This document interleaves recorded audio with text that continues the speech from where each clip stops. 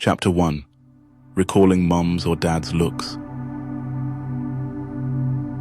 Once in a while, I indulge in prophecies about my thoughts and emotions in my old age, and then I'm overwhelmed with horrible anxieties which my reason strives to suppress completely. It puzzles me. Go ahead. Feel absolutely free to share it with me. On those occasions, I envision myself as one of those godforsaken souls whose outrageous fortune doomed them to spend the rest of their lives in complete solitude. Those people are buried in their daily routine of a morning walk to their benches in the park, as long as their legs didn't give way, where they are engulfed with that cruel silence, which afflicts those who have nobody to have a word with.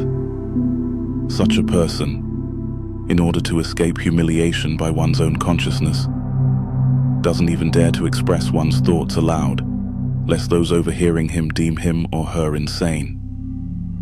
Why are you afraid of becoming as forsaken as him? How likely is this to come true?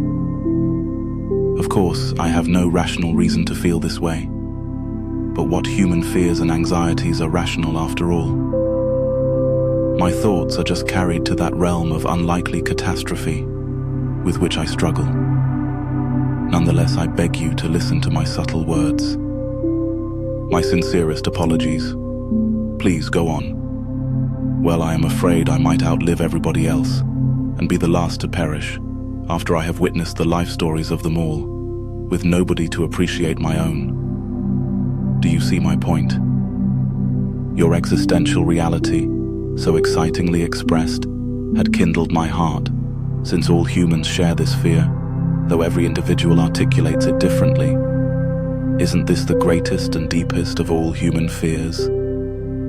What is the great play of life all about when the audience has gone? After all, you are certainly an unworthy audience of your own play.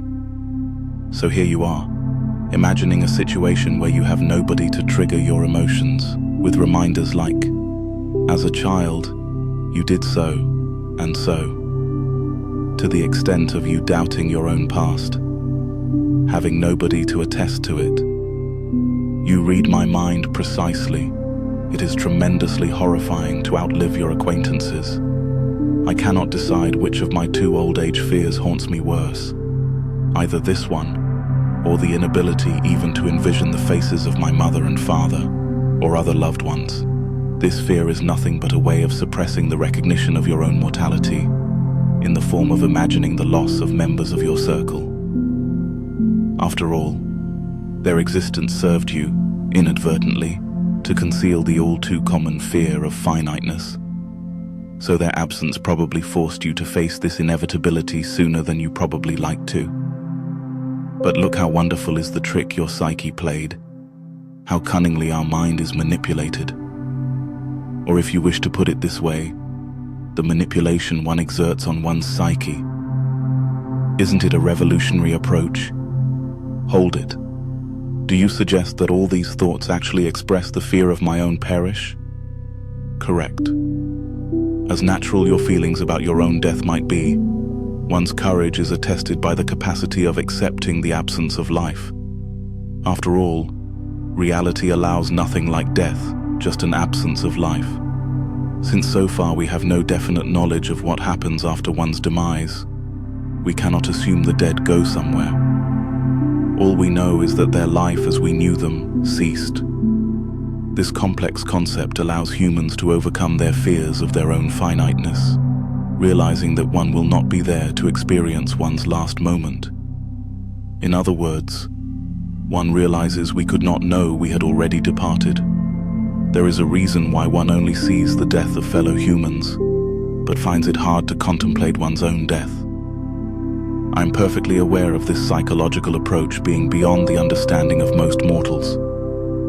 Therefore, I wish you to reiterate this statement in your mind. Does it mean that all my thoughts about the inevitable end of my loved ones are nothing but worries about my own loss? Your approach seems unconceivably egocentric, since my boundless and unconditional love for my dear ones is beyond any doubt. Yet I do understand the rigorous analytic logic which drove you to say what you've just said. It compels me to recognize my own finiteness, which in turn will also illustrate to me the finiteness of others as well. But what did you mean by saying that one manipulates one's own mind? Isn't it the other way around? I have no certain knowledge of that. However, I believe that psyche cannot be perceived as completely isolated from the individual. Rather, it's the individual's metaphoric and delusional intellect that manipulates psyche. Thus, if you have some anxiety, all your manipulations serve to conceal your vulnerabilities. However, such reasoning is possible for an adult who seeks defenses.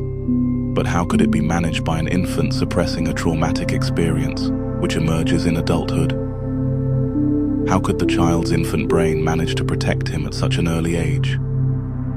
How did his brain know this was the right thing to do?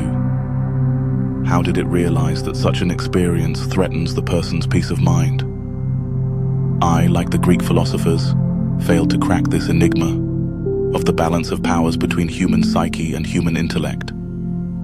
As far as the human, that is me, is concerned, I am certain that my intellect works in less than full capacity, since my psyche is infested with fears and anxieties, which restricts my existence.